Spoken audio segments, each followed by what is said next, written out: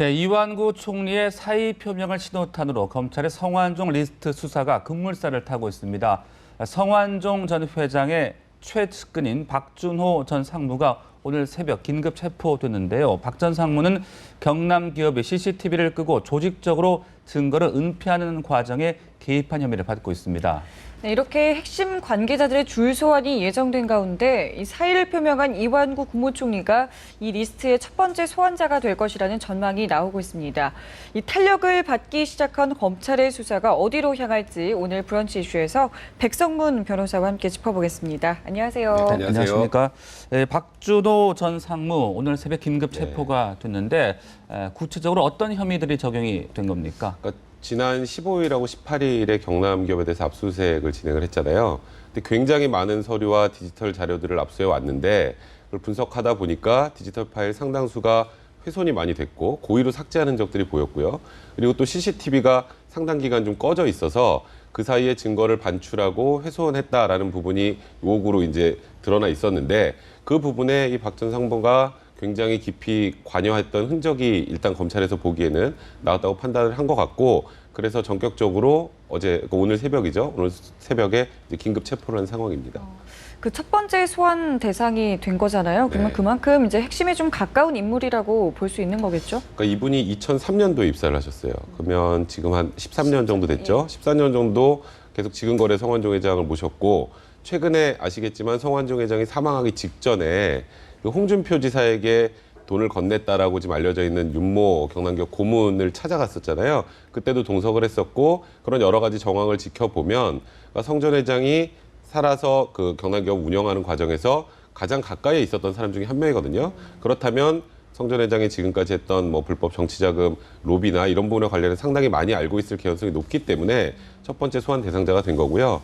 그런 부분 때문에 사실 비밀 장부의 존재나 뭐 이런 부분에 대해서 계속 검찰이 어제 추궁을 했는데 아직까지는 아무것도 모른다라고 하고 있거든요. 근데 일단 긴급 체포가 됐으면 이제 48시간 안에 구속영장이 청구가 될 거고요. 구속영장이 청구가 되면 상당 기간, 만약에 발부가 된다면 그 기간 동안에 그 부분에 관련해서 집중적으로 추궁할 가능성이 높습니다. 네, 그 일각에서는 이제 수사팀이 기다렸던 귀인이 바로 박 전 상무가 아니냐 이야기도 있었는데 하지만 아직까지는 좀 부인하고 있는 그런 상황인데 구체적인 진술을 확보할 수 있을까요? 그러니까 지금 사실 그 진술을 강요할 수 있는 방법은 없어요. 뭐 옛날처럼 고문을 한다거나 이럴 수 있는 방법이 없기 때문에 강요를 할 수는 없기 때문에 일단 가장 중요한 건 객관적 증거들을 많이 확보하는 거예요. 그래서 물론 어제 긴급 체포한 혐의가 말씀드렸던 것처럼 증거를 훼손한 혐의잖아요. 그러니까 증거 인멸에 관한 혐의인데 그 부분에 관련된 수사를 진행하다 보면 나머지 부분, 이제 거기서 사라진 증거들이 조합이 되고 그 조합된 증거들을 기초로 해서 만약에 신문을 진행을 한다면 지금보다는 좀 더 구체적인 진술이 나올 가능성이 있고요. 네. 그러니까 귀인 말씀하셨는데 이게 귀인이 필요한 이유가 있어요. 그러니까 지금 성완종 회장이 나는 누구에게 돈을 줬다라고 하고 사망을 했잖아요. 네. 근데 통상의 이제 뇌물죄나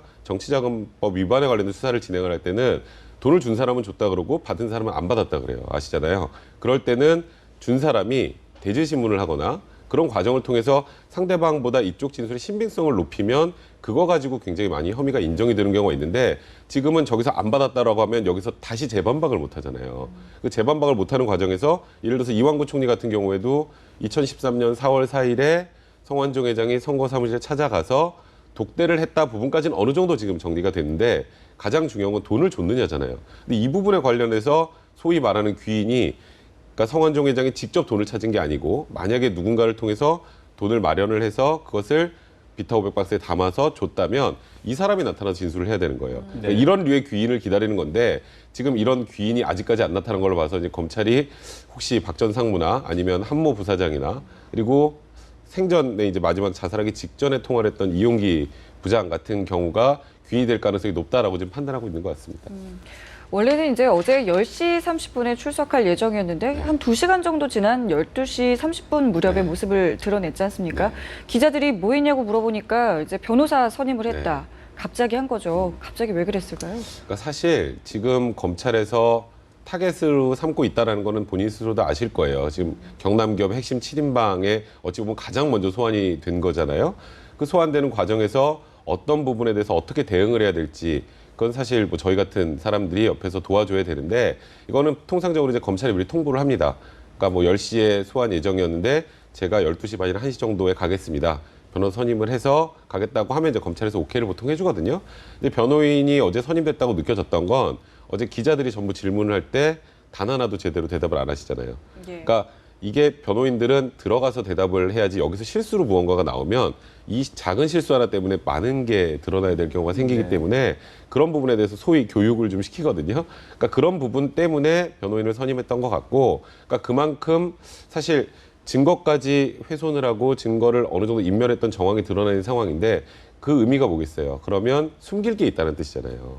숨길 게 있으니까 증거를 훼손을 한 거거든요. 이제 그런 부분과 관련해서 조사가 어떻게 진행될지에 관련된 건 사실 이분이 검찰 조사를 많이 받아보지 않으시면 잘 모르거든요. 그러니까 변호인의 도움을 좀 받기 위해서 그 시간 정도를 좀 번 것 같습니다. 네. 그리고 이제 뭐 줄소환이 예정이 돼 있는데 재무 담당이었던 한모 전 부사장 네. 조금 전에 언급을 해주셨는데 계열사 돈 끌어들이기를 주도했다는 증언이 나와서 지금 관심이 쏠리고 네. 있습니다.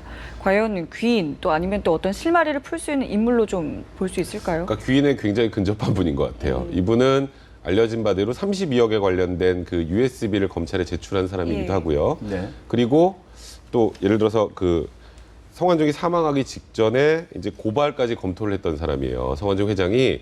왜냐하면 이 30억을 만들고 본인이 횡령을 하고 그랬다고 이제 성완종 회장이 생각하고 있었거든요. 그러니까 그만큼 회사의 자금 흐름에 관련돼서는 많이 알고 있었고, 또 기억하실지 모르겠는데 이 32억에 관련해서 내부에서 회의를 한 번 한 적이 있었어요. 성완종 회장이 살아있을 때 그 회의를 하면서 이 32억은 경조사비로 썼다고 하자, 아니면 이거는 회사를 위해 썼다고 하자라고 했던 녹취록이 검찰이 이걸 확보를 한 상황이었거든요. 그래서 도대체 이걸 누가 냈지? 이거는 사실 성완종 회장이나 경남기업 입장에서 굉장히 치명적인 그런 증거란 말이에요. 근데 그 증거를 낸 사람도 이제 한모 부사장으로 알려져 있단 말이에요. 그러니까 일단은 성완종 회장과는 조금 배치돼 있는 반대쪽에 있는 사람이라는 느낌이 많이 들거든요. 그렇다면 지금 성완종 회장 측근 중에 성완종 회장을 위해서 입을 열지 않는 분들도 계시겠지만 이분은 조금 반대일 가능성이 많아요.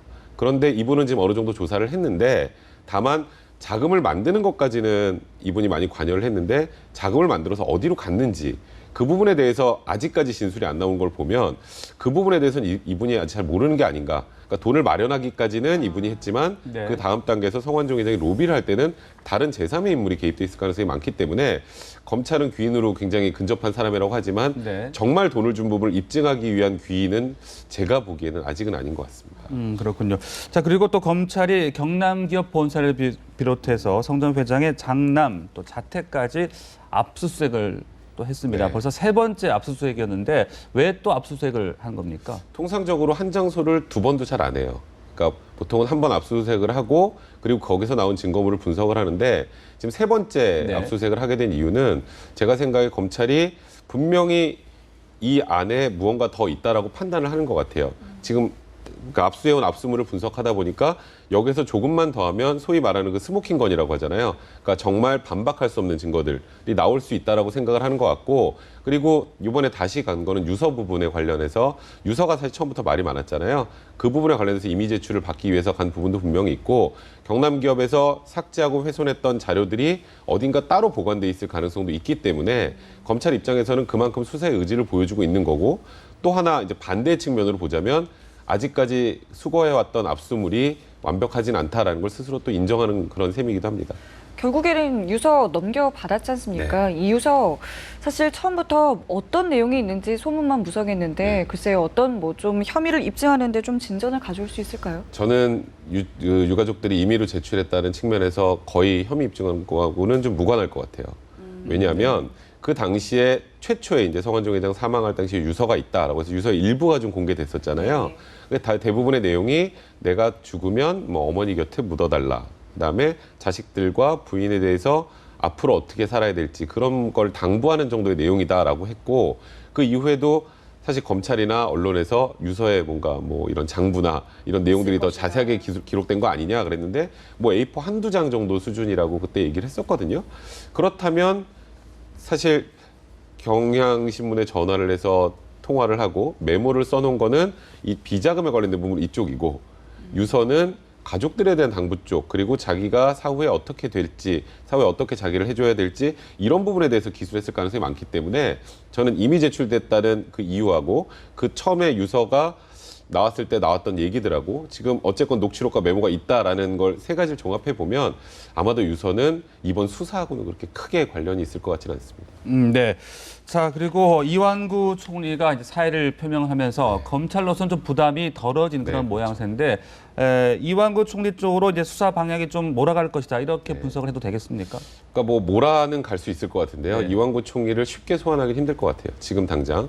그러니까 통상 그러니까 이완구 총리가 맨 먼저 소환 대상이 될 것이다라는 얘기도 나오고 원래는 이제 홍준표 지사가 어쨌건 돈을 뭐 누군가 본인이 직접 받지는 않았지만 윤모 경남기업 고문을 통해서 건네받았다. 그러니까 윤모 경남기업 고문이 돈을 받았다 부분까지 입증이 됐기 때문에 여기서 배달 사고인지 아닌지만 정리를 하면 된단 말이에요. 그러니까 홍준표 지사가 사실 어찌 보면 가장 스토리가 구체화되어 있는 분이기 때문에 네. 홍준표 지사가 가장 먼저 소환될 것이다라고 했는데 지금 뭐 이완구 어쨌건 총리가 옷을 벗은 상황에서 이완구 총리가 첫 번째 타겟이 될 것이다라는 얘기가 많이 나오잖아요.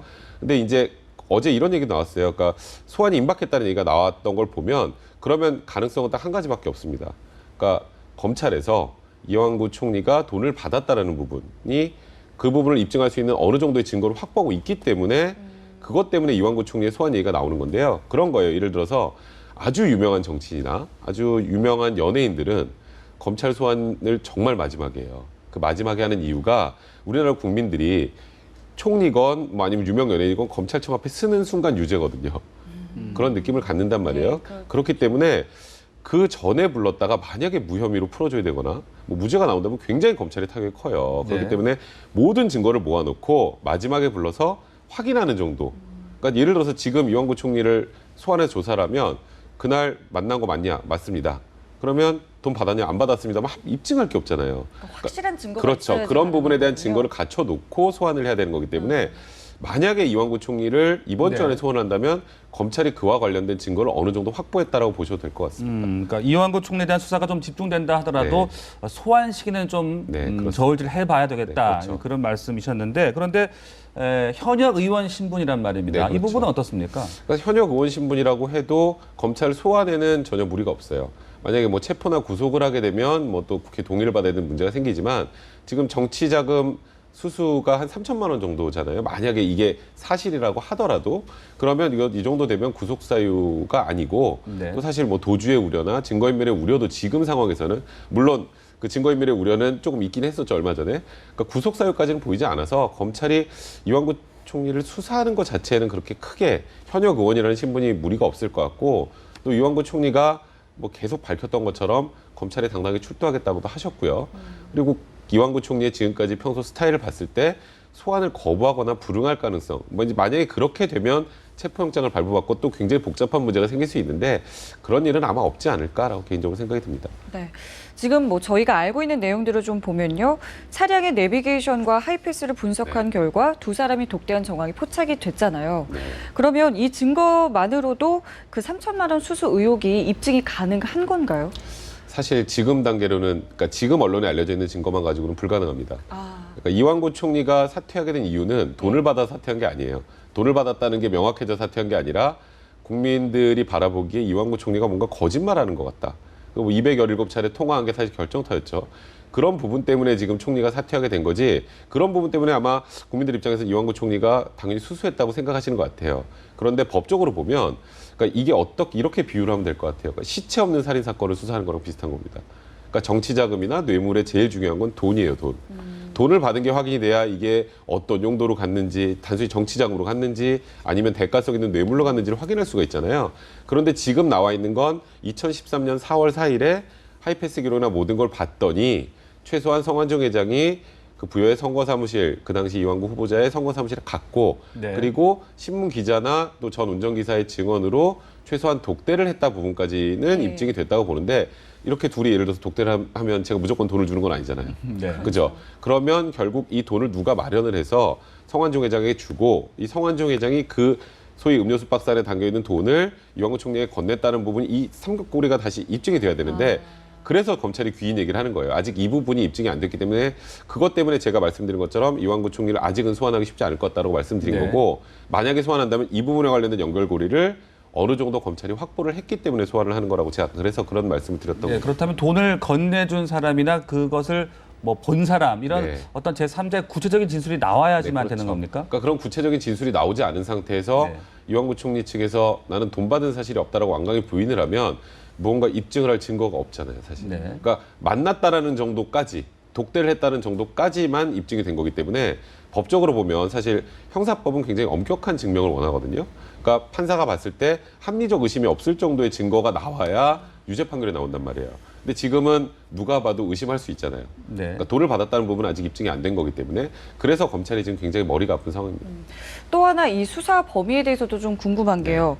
그 차명의 쪼개기 후원금 의혹까지 현재 제기가 되고 있는 상황인데 이 총리에게 과연 이 수사 범위가 여기까지도 확대될 수 있는 건가요? 그러니까 지금 이완구 이완구 총리에 관련해서는 수사 범위가 더 확대될 가능성이 높긴 해요. 그러니까 지금 나와 있는 이 3천만 원 수수 부분도 그렇고, 그다음에 말씀하셨던 것처럼 후원금 관련해서 이 후원금도 쪼개기 후원금이나 이게 차명으로 들어오게 되면 이것도 역시 정치자금법 위반이 되거든요.